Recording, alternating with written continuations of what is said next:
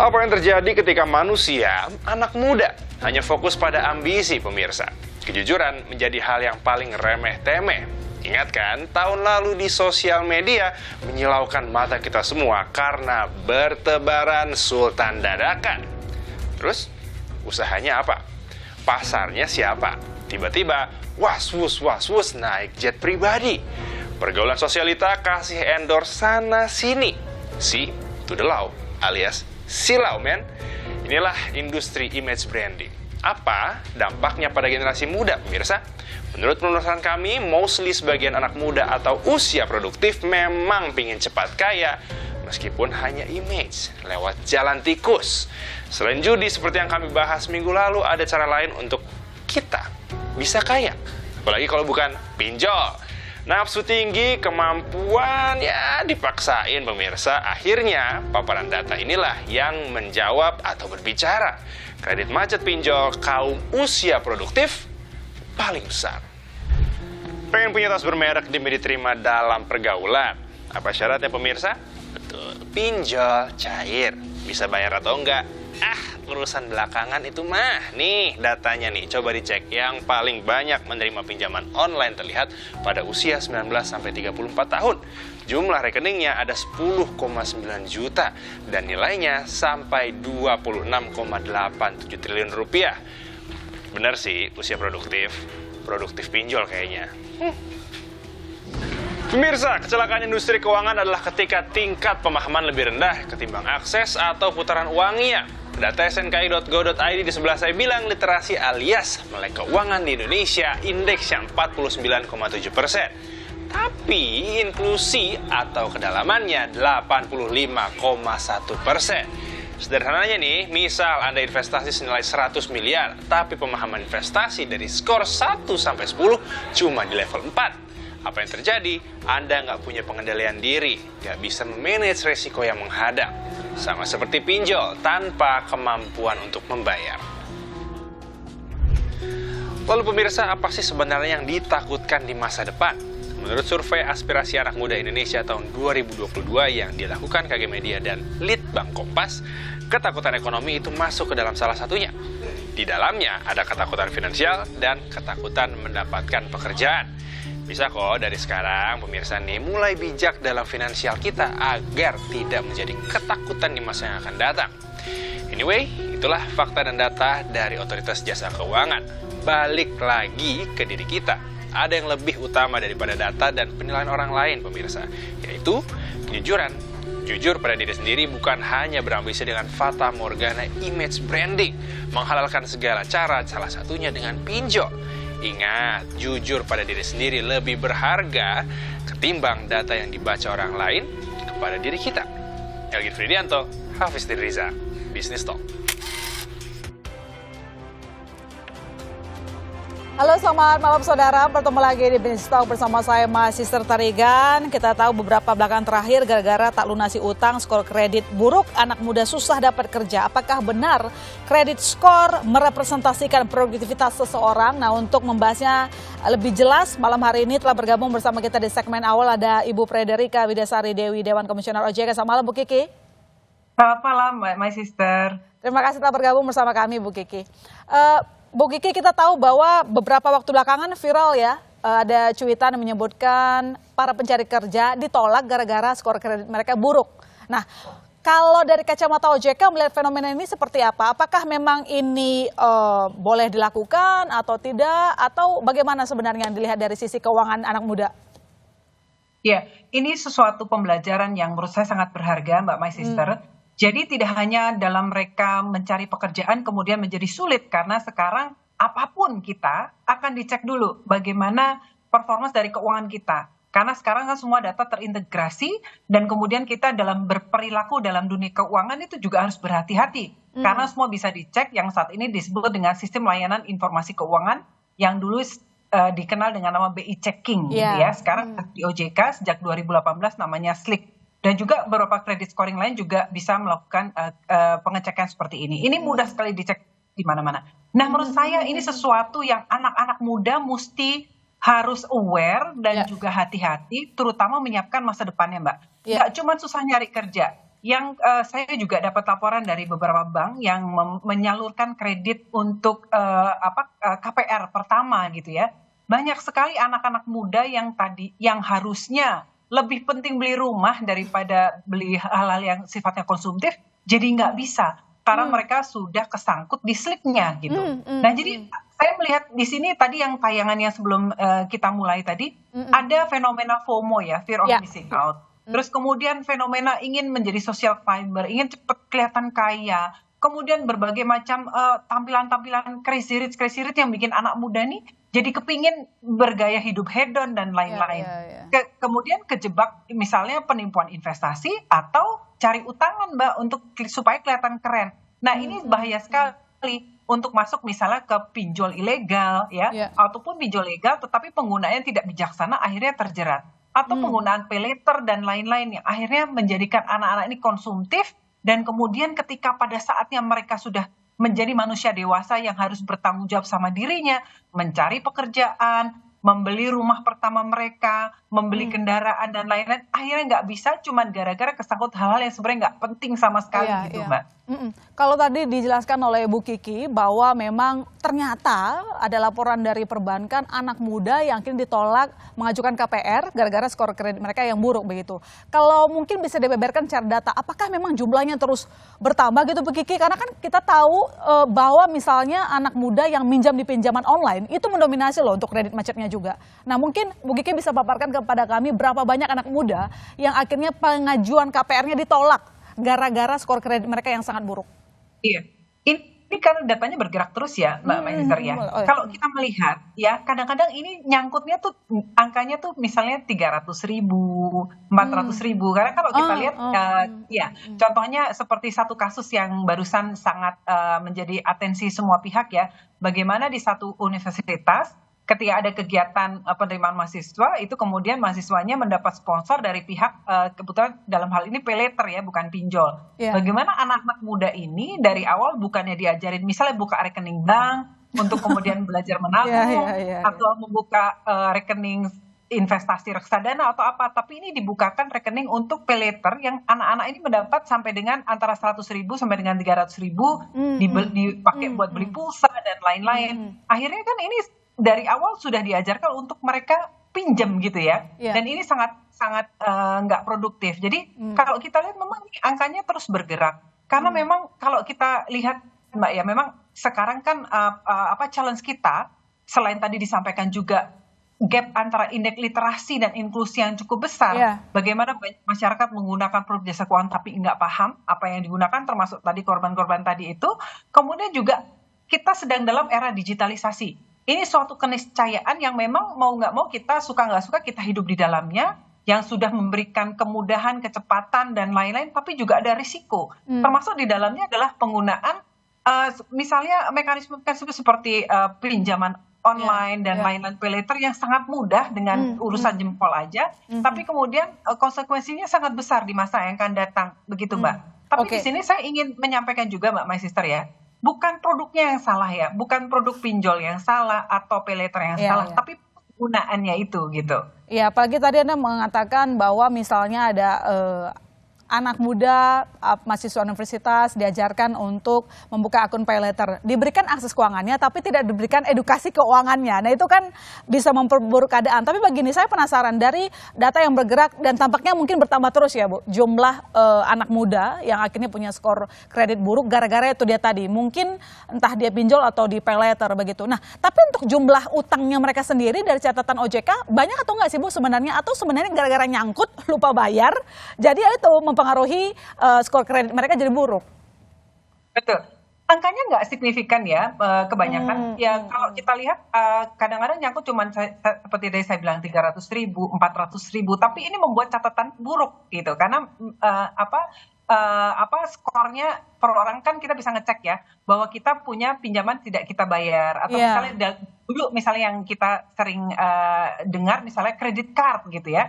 Kita misalnya lupa bayar cicilan atau kemudian ada iuran tahunan yang kita nggak bayar gitu ya, itu bisa terrekord juga di slip kita dan lain-lain. Jadi kalau kita melihat sih sebenarnya bukan angkanya nggak gede-gede amat, tetapi semakin banyak anak muda yang kemudian gini loh Mbak, kan sering masyarakat kita tuh merasa kalau pinjem di online itu kan nggak ketemu orang ya Mbak ya, dipikirnya itu seperti habis itu kalau aku nggak bayar ya udah gitu loh. Iya. Padahal nggak tahu kalau itu semua masuk ke catatan. Memang saat ini untuk pinjol belum masuk ke catatan SLIK karena Iya. itu sedang dalam proses untuk dimasukkan ke dalam SLIK.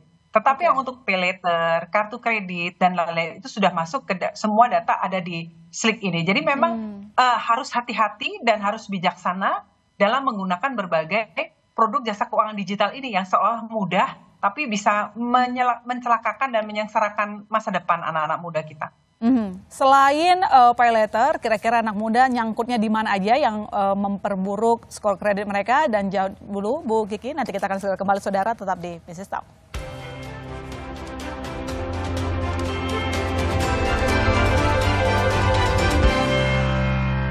Kita lanjutkan diskusi kita malam ini dan telah bergabung sejumlah narasumber. Ada Bu Siti Kustiati, Direktur Bina Penempatan Tenaga Kerja Dalam Negeri Kementerian Ketenagakerjaan. Selamat malam Bu Siti.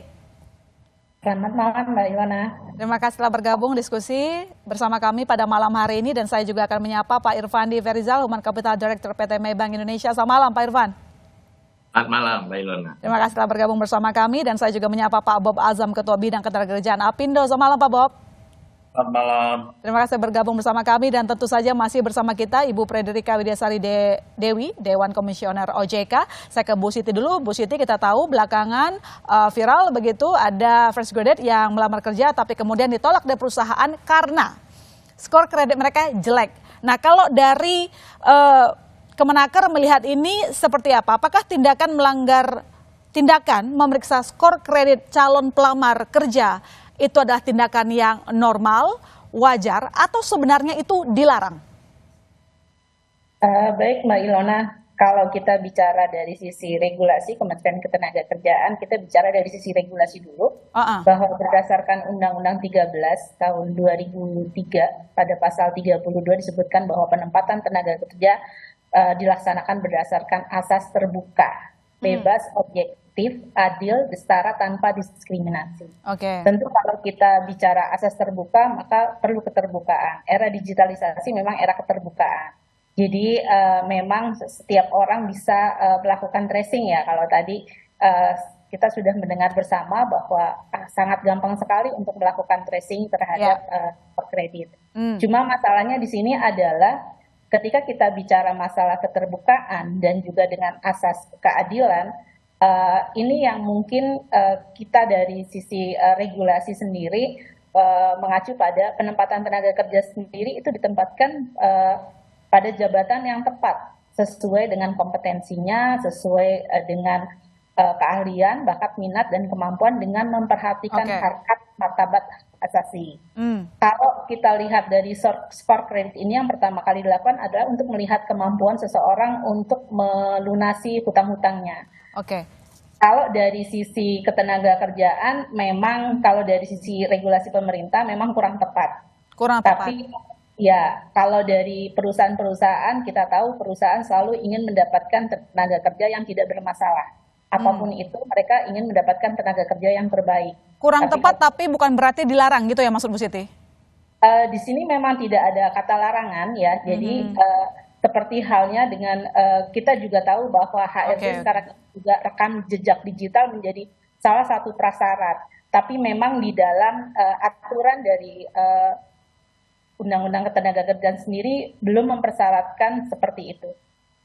Belum mempersyaratkan seperti itu, tetapi dengan adanya praktik dilakukan oleh sejumlah perusahaan yang memeriksa skor kredit seorang pelamar kerja juga tidak bisa dilarang gitu ya Bu Siti?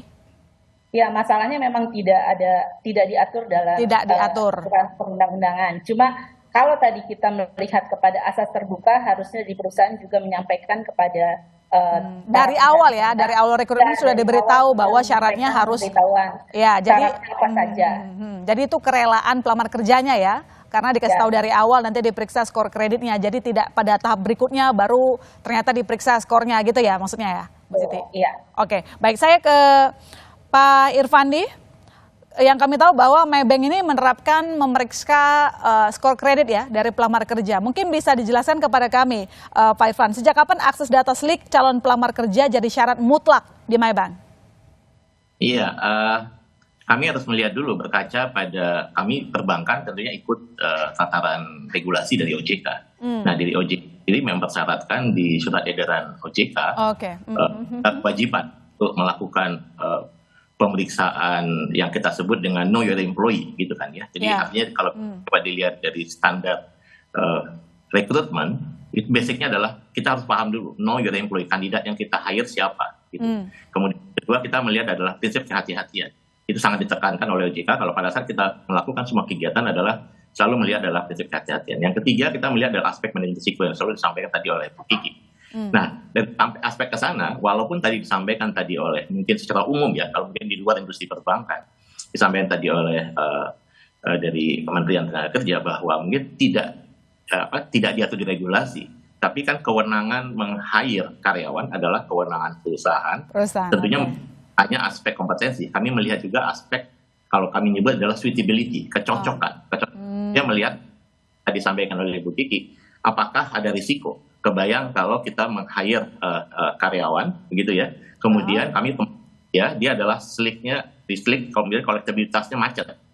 Kemudian akan berhubungan dengan apakah dengan vendor, apa berhubungan dengan abah, gitu ya. Kebayang ya, ada risiko di sini. Jadi Anda melihat bahwa akan mengganggu produktivitas mereka saat bekerja karena kebayang, harus bayar utang begitu ya?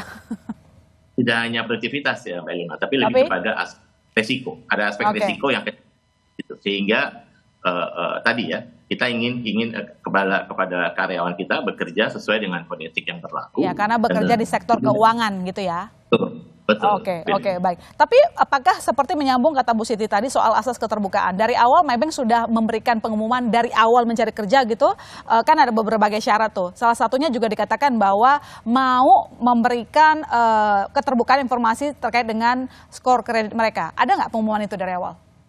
Tidak disebutkan secara rinci, tapi kan kita menyebutkan bahwa yang kita cari tidak hanya kompetensi, tidak hanya kualifikasi. Kalau kita menyebutkan selalu disebutkan di dalam kita mencari tenaga kerja, kita akan mencari kecocokan, termasuk adalah aspek karakter.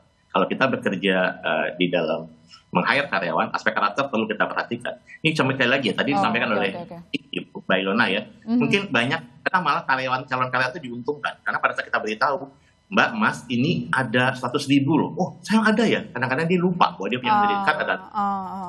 Banyak kali yang terjadi demikian, malah kadang-kadang ayo dibereskan. Jadi kami tidak harga mati, Mbak Ilona.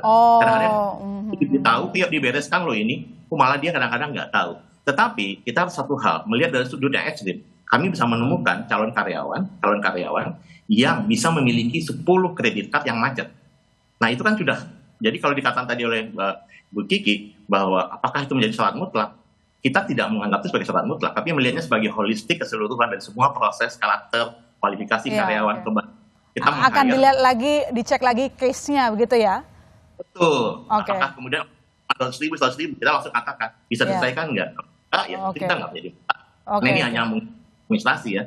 Tapi orang yang potensi bahwa dia memiliki sekian banyak macet, nah kita akan melihat ini ada apa ya? Apakah dia atau maaf mungkin lari lagi nih, kita kan maaf ini ada kalau di OJK ada anti pencucian uang gitu. Melebar kan banyak aspek yang kita harus prinsip kehati-hatian, Mbak Ilona. Baik Pak Irfandi, terima kasih. Saya ke Pak Bob. Pak Bob, selain dari sektor keuangan kan sudah mengatakan bahwa ketika mereka merekrut karyawan pasti skor kredit mereka akan diperiksa. Tapi kalau dari catatan Pak Bob, sektor apa saja yang sejauh ini sudah menerapkan memeriksa slik calon pekerja? Jauh ini yang kita cermati ya, baru di sektor keuangan. Untuk sektor di luar sektor keuangan kita lihat masih belum common nih, ngecekan skor kredit dari pencari kerja.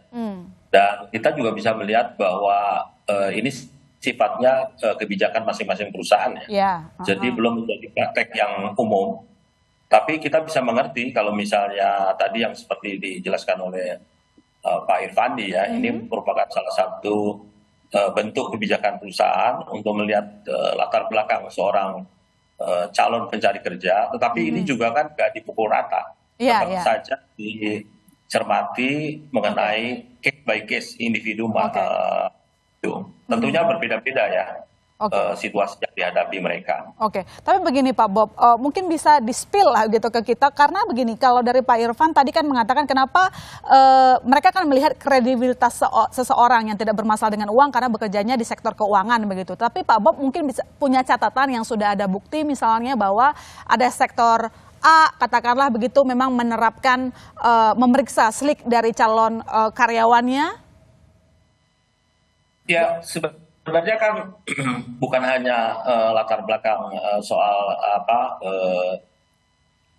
keuangannya, di sektor lain ya, misalnya juga pengecekan terhadap perilaku mereka dari cara mereka bersosial media, itu juga yang sebenarnya yang lebih umum ya dipraktekkan saat ini ya. Itu juga satu langkah perusahaan untuk melakukan tracking mengenai kredibilitas seseorang pencari kerja. Tapi saya cuma melihatnya ini dari dua aspek ya. Yang pertama adalah masalah individu, kemudian ini juga dilihat sebagai sesuatu fenomena yang umum ya. Karena masalah pinjaman macet ini bukan hanya terjadi di Indonesia.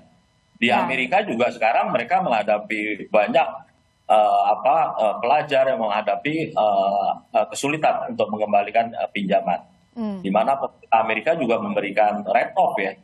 Kurang lebih mungkin ada 800.000 pelajar di Amerika yang sekarang di write off oleh pemerintah Amerika. Jadi ada yang sifatnya secara umum yang kita harus lihat, ada fenomena apa mungkin karena COVID dan lain sebagainya sehingga muncul situasi seperti ini, atau ini masalah individu ya. Yang seperti ada orang yang punya 10 kartu kredit, menurut saya sih udah masuk karakter ya. Iya, masuk ke karakter. Itulah pentingnya edukasi keuangan juga ya dari bangku sekolah begitu. Saya ke Bu Kiki. Bu Kiki, kira-kira ini bisa biar kita menggambarkan kondisi anak muda lebih mendalam lagi, karena memang banyak survei begitu dari Litbang Kompas juga menyatakan ini anak muda itu ada yang hidup karena FOMO begitu, tidak bisa mengelola keuangan. Nah, ini kan sebuah hal yang memprihatinkan begitu ya. Gaya dulu, sejahtera belakangan. Apa yang tampak dulu, yang penting look rich, not become rich gitu ya.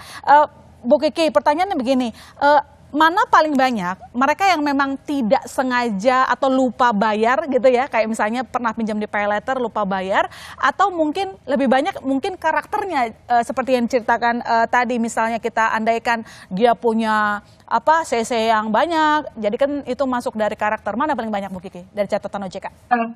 Tadi kalau saya menyimak ya pembicaraan dari para narasumber juga tadi yang nyambung dari Pak Bob, itu kenapa di US itu banyak, itu karena mereka memang budayanya konsumtif banget ya. Kita pernah dulu kebetulan kami juga pernah tinggal di sana, itu memang semua itu konsumtif banget Mbak, dari mulai beli segala sesuatu pakai kredit gitu, cicilan gitu, juga bingung gitu ya. Nah sekarang udah happening di Indonesia gitu ya. Dan ini dengan karakternya sama kira-kira, sama nggak karakter itu? Itu sama Mbak, karena untuk membeli sesuatu sebenarnya kita belum mampu beli, tapi karena dimudahkan dengan adanya mekanisme paylater ya, kredit card, terus kemudian mungkin dengan pinjaman online, itu akhirnya yang tadinya sebenarnya belum saatnya kita bisa beli, akhirnya dimudahkan kita beli. Nah ketika ini kemudian macet, nah ini kemudian mengganggu performa kita di banyak hal. Nah sebagai tambahan masih Mbak My Sister ya, untuk yang cek kesehatan keuangan ini tidak hanya untuk mereka yang baru mau masuk, sampai ke level yang untuk menjadi direktur dan lain-lain ya. Kalau memang melakukan fit and proper yang kemudian masuk ke OJK, yang dilakukan oleh OJK, penilaian kemampuan dan kepatutan, itu dinilai 2. Salah satu dari beberapa, ada 2 yang kita terkait diskusi kita. Yang pertama adalah integritas dan reputasi keuangan. Jadi itu menurut saya, dan itu tentunya itu karakter untuk menjaga reputasi keuangan itu harus dibina dari kecil gitu, dari muda gitu ya. Nanti ketika kita dalam perjalanannya karirnya bagus tapi ternyata punya 10 kartu kredit yang macet, ini karakter juga kan. Tentunya kita sebagai misalnya kita mau menjadi pemberi kerja, tentu kita sangat khawatir kalau ini perusahaan kita dikelola oleh orang seperti ini. Nah ini Mbak, karena kami dari OJK, kami juga 2 sisi. Kalau melihat fenomena seperti ini, kita juga pertama tentu kita melihat ya, kita memberikan edukasi, dan jadi dari sisi masyarakat itu sendiri. Tetapi dari pelaku usaha jasa keuangan, kami juga melakukan pengawasan perilaku pelaku usaha jasa keuangan atau market conduct. Dalam hal misalnya yang kasus di Solo kemarin, itu ketika anak-anaknya itu dibukakan paylater, itu kemudian disuruh mengisi, kan harus sudah punya penghasilan, disuruh mengisi pekerjaannya adalah buruh gitu, padahal mereka mahasiswa. Nah ini seperti ini bisa dilaporkan kepada kami karena ini melanggar ketentuan-ketentuan dalam POJK, misalnya POJK 6 dan juga dalam Undang-Undang P2SK itu sudah yang pengembangan dan penguatan sektor keuangan itu sangat jelas sekali bahwa dari perilaku dari pelaku ini yang kemudian membuat masyarakat kemudian terjebak, terjerat dan lain itu juga kemudian bisa kita periksa. Perilaku seperti ini sangat tidak bisa ditolerir gitu, Mbak. Iya, perusahaan juga harus memperketat begitu ya ketika menerima data-data. Jadi tanggung jawab bersama, nggak cuma kita bergantung terhadap kesadaran mereka yang membuka akun paylater, tetapi juga dari perusahaannya begitu ya, Bu Kiki ya? Tuh. Jadi dua arah, Mbak. Jadi nggak boleh. Ketika mereka sudah tahu ini sebenarnya segmen yang belum punya penghasilan, tapi dibombardir terus gitu, diajak, dimudahkan, dan bahkan diajari untuk ngisi kolom supaya dapat di-approve dan lain-lain, itu merupakan conduct yang salah dan bisa kita periksa lebih lanjut. Pertanyaan terakhir, tapi ini singkat saja, Bu Kiki, apa yang perlu diketahui oleh masyarakat untuk mengetahui skor kredit mereka di Slik OJK? Apa yang mungkin selama ini terlewat oleh masyarakat? Sebagai pertanyaan terakhir. Ya, bisa cek langsung Mbak ke Slik OJK atau bisa datang langsung, bisa cek online juga ke IDEPku ya, itu bisa panduannya mudah sekali di sosmed OJK, sangat mudah sekali. Tapi sebelumnya saya juga ingin menitipkan juga Mbak My Sister ya, anak muda sekarang harus belajar mengelola keuangannya ya. Bagaimana kemudian kita harus bisa memilah ya antara kebutuhan dan keinginan, itu dulu paling dasar. Memilah kebutuhan dan keinginan. Setelah itu ketika mereka mulai mendapatkan income dan lain-lain, itu harus bisa mengelola keuangannya, berapa persen untuk kebutuhan pokoknya, berapa persen untuk cicilan yang produktif ya, berapa persen untuk misalnya investasi. Nah itu budaya-budaya seperti itu harus diajarkan dari sejak sedini mungkin, supaya masa depannya anak-anak muda, generasi muda itu semakin cerah. Karena nggak cukup pintar toh Mbak, karena kalau situasi keuangannya, ketidakmampuan mengelola keuangan, dan lain-lain itu adalah satu dari penyebab masa depan anak-anak sekarang itu menjadi tidak sebaik yang dicita-citakan seperti itu. Konsisten membangun integritas diri sendiri mulai dari keuangannya mereka. Terima kasih Bu Frederika Widyasari Dewi, Dewan Komisioner OJK telah menyempatkan waktunya untuk kami. Terima kasih Bu, selamat malam. Mbak Sister, terima kasih semua. Izin live, kasih. Ya, dan saudara jangan kemana-mana, kami masih akan lanjutkan diskusi kita malam ini, tetap di Business Talk.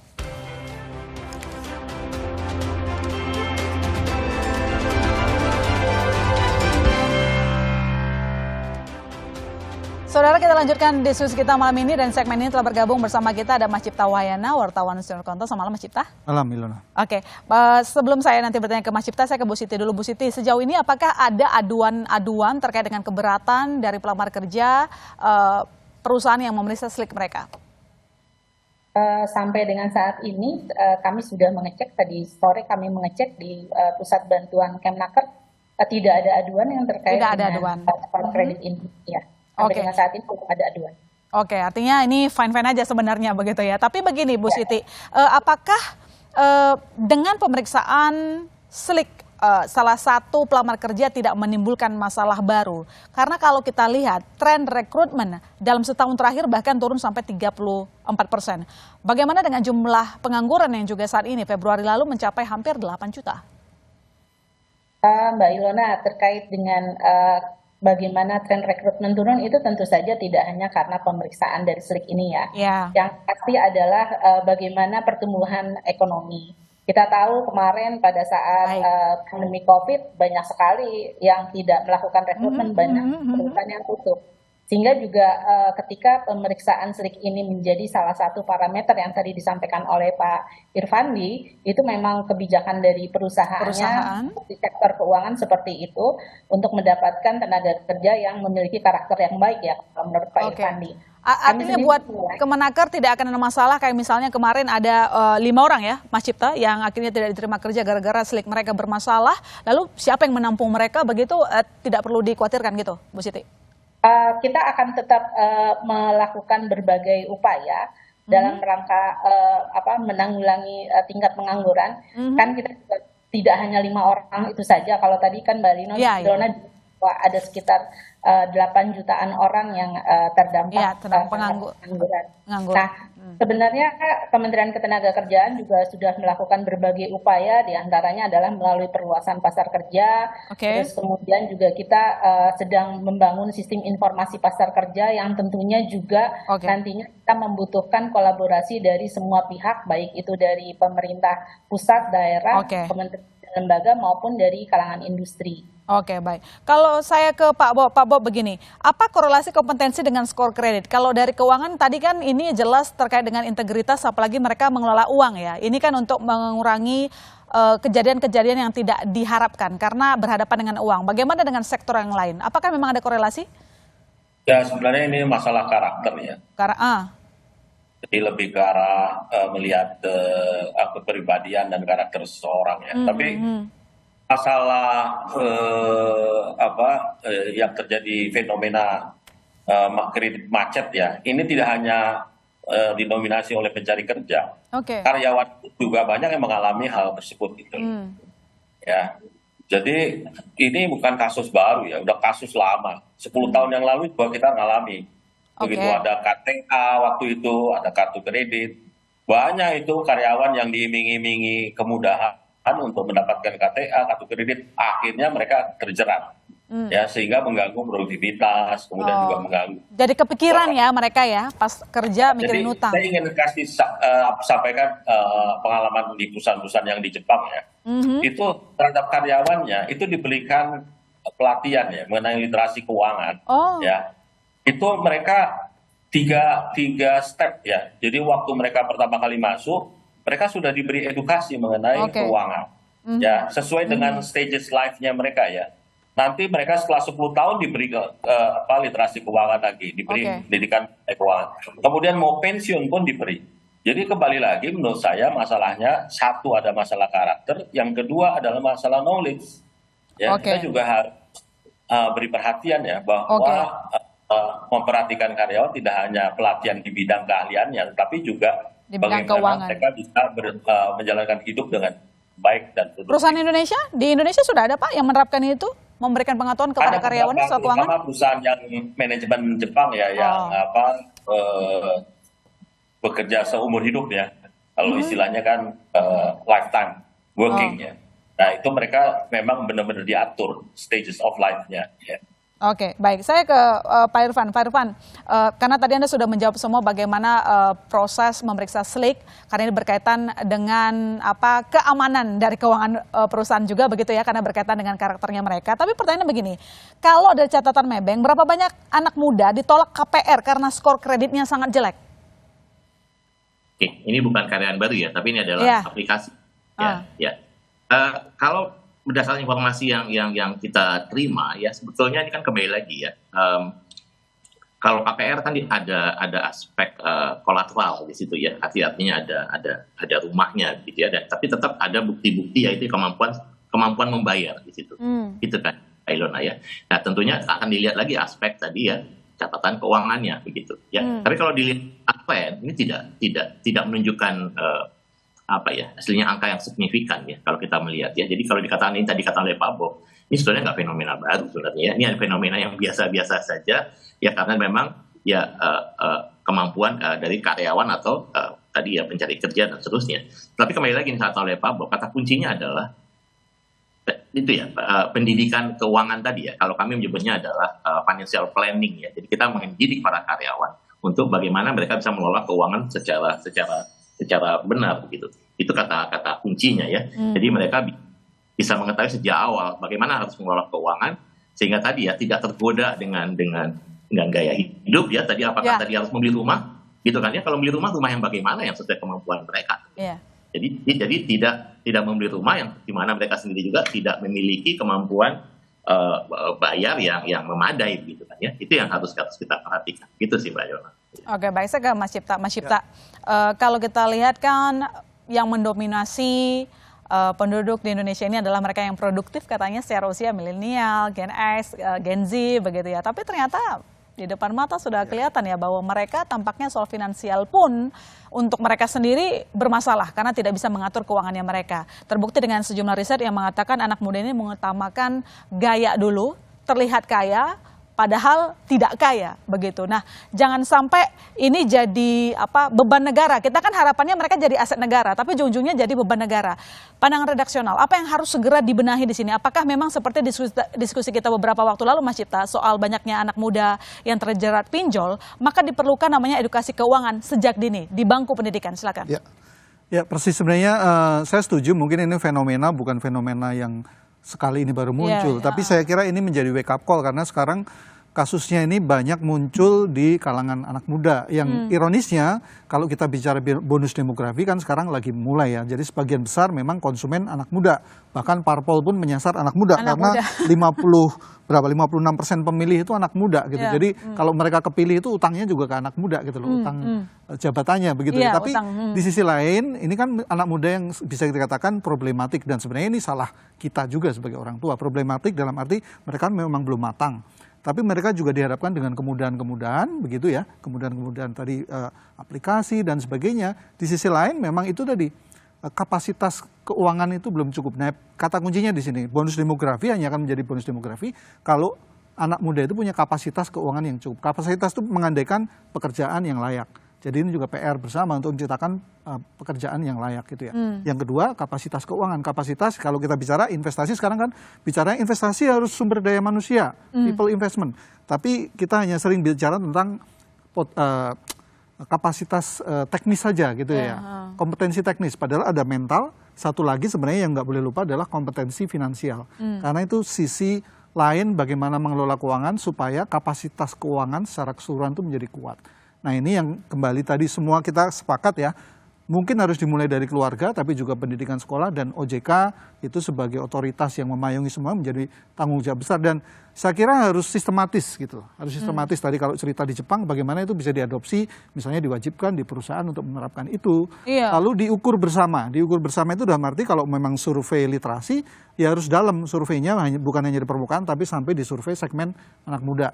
Maju terus dipantau terus seperti apa kemajuan karena kita hanya bicara target tapi kalau nggak ada ukurannya maju kita harus begitu, harus sampai sedetil itu supaya pada akhirnya kalau kita pengen mencapai Indonesia Emas 2045 itu kan salah satunya kuncinya itu tadi anak muda yang memang tidak kemudian secara keuangan tidak tergantung kepada orang tua lagi tapi mereka mandiri, kuncinya kapasitas keuangan. Kan teori bonus demografi itu yang menemani adalah dependensi rasio. Hanya akan menjadi bonus kalau anak muda itu tidak tergantung secara finansial. Nah kuncinya ya kapasitas keuangan mereka harus kuat. Pak Bob bisa nggak kira-kira, tadi sebenarnya pertanyaan saya agak menggantung, belum terjawab juga sebenarnya. Apakah nanti semua sektor bisa menerapkan transfer knowledge begitu soal mengelola keuangan seperti yang dilakukan oleh perusahaan-perusahaan Jepang? Silakan.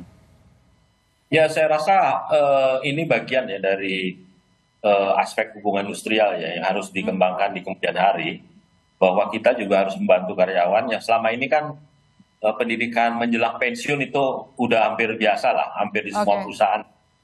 Tapi bagaimana pendidikan di dalam mereka bekerja itu juga penting sekali. Nah kadang persoalannya bukan masalah gaya hidup aja Mbak, tapi ya ada juga masalah spesifik di Indonesia ya.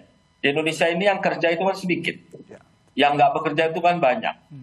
Nah kadang kita juga menemui kasus bagaimana seorang karyawan itu harus menanggung begitu banyak keluarga. Sandwich generation ya.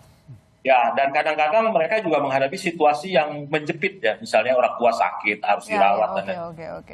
Nggak ada jalan keluar, akhirnya mereka mencari jalan yang pendek. Yang ujungnya nanti akan menggulung mereka. Finally yang paling kasihan ya, mereka bisa sampai kehilangan pekerjaan karena terjerat masalah keuangan. Nah ini yang kita harus bantu ya sebagai perusahaan agar mereka dalam menghadapi masalah keuangan itu punya guideline. Nah, itu saya rasa yang perlu digalakkan di perusahaan. Bu Siti, mengingat tadi yang ceritakan ini juga cukup menarik disampaikan oleh Pak Bob bahwa banyak juga anak muda yang menjadi sandwich generation begitu, artinya mereka harus menanggung beban dan mereka kadang menjadi tulang punggung keluarga ya, dan itu memperberat keadaan mereka. Apa yang bisa dilakukan oleh Kemenaker untuk menampung teman-teman yang demikian kondisinya, Bu? Ada tadi hampir 8 juta jumlah pengangguran Republik Indonesia terakhir di Februari 2023. Silakan. Jadi yang bisa dilakukan Kemnaker adalah kita mencoba menambah partisipasi angkatan kerja. Kalau yang tadi Pak Bob sampaikan bahwa banyak sekali mereka harus menanggung, satu orang bekerja menanggung beberapa keluarga, kita juga berupaya untuk mereka-mereka yang tidak bekerja masuk menjadi pekerja. Antara lain adalah kita memperluas kesempatan kerja melalui penciptaan wirausaha. Sehingga dengan demikian diharapkan nantinya satu orang dalam satu keluarga tidak menanggung banyak beban. Oke, baik.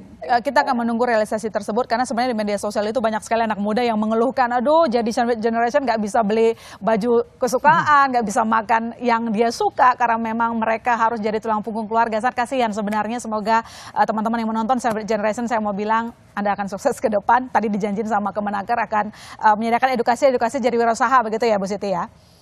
Saya ke Pak Irfan. Pak Irfan, mungkin bisa diberikan tips buat anak muda bagaimana sih sebenarnya mengelola keuangan yang baik, terutama ketika memutuskan untuk meminjam uang, baik itu dari pay letter atau mungkin pinjol, begitu, atau mungkin menggunakan kartu kredit, agar yaitu dia tadi skor kredit mereka juga terjaga, karena ini untuk integritas mereka juga, nama baik mereka. Silakan, Pak Irfan.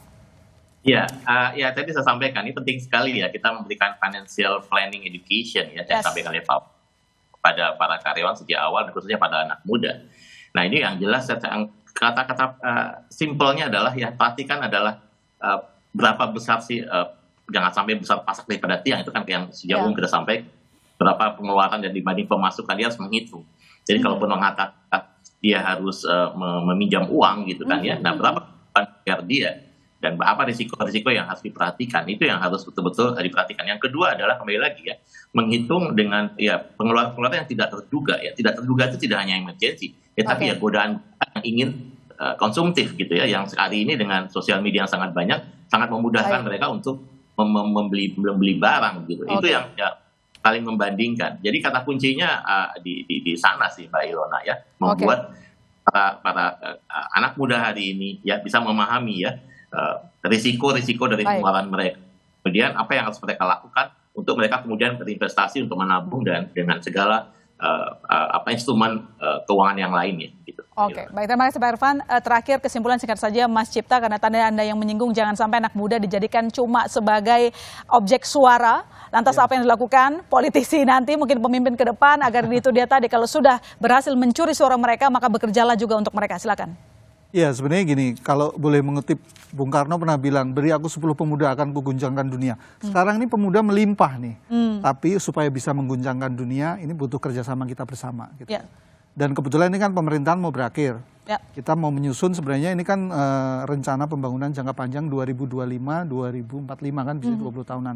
Nah pertanyaannya kan harus ada keterbukaan dari mungkin nanti pemerintahan yang baru dan sebagainya untuk supaya ada kontinuitas, supaya nggak berhenti lagi mungkin bikin program baru, dan sekali lagi fokus di anak muda itu menjadi penting. Anak muda, harapan bangsa, ini tanggung jawab kita bersama gitu. Harus kita dampingi gitu. Ya, harus didampingi. Semoga itu terrealisasi dan didengarkan oleh calon pemimpin negeri di masa depan. Terima kasih Mas Cipta Wayana, wartawan Sonor Konten, dan saya juga ucapkan terima kasih ke Ibu Siti Kustiati, Direktur Bina Penempatan Tenaga Kerja dalam Negeri Kementerian Ketenagakerjaan. Terima kasih Ibu Siti, sehat selalu. Saya juga ucapkan terima kasih ke Pak Irfan Ferizal, Human Capital Director PT Maybank Indonesia. Terima kasih Pak Irfan. Sehat selalu. Dan saya juga ucapkan terima kasih banyak ke Pak Bob Azam, Ketua Bidang Ketenagakerjaan Apindo. Selamat malam Pak Bob, sehat selalu. Selamat malam. Saudara jangan kemana-mana, Bisnis Talk masih akan segera kembali.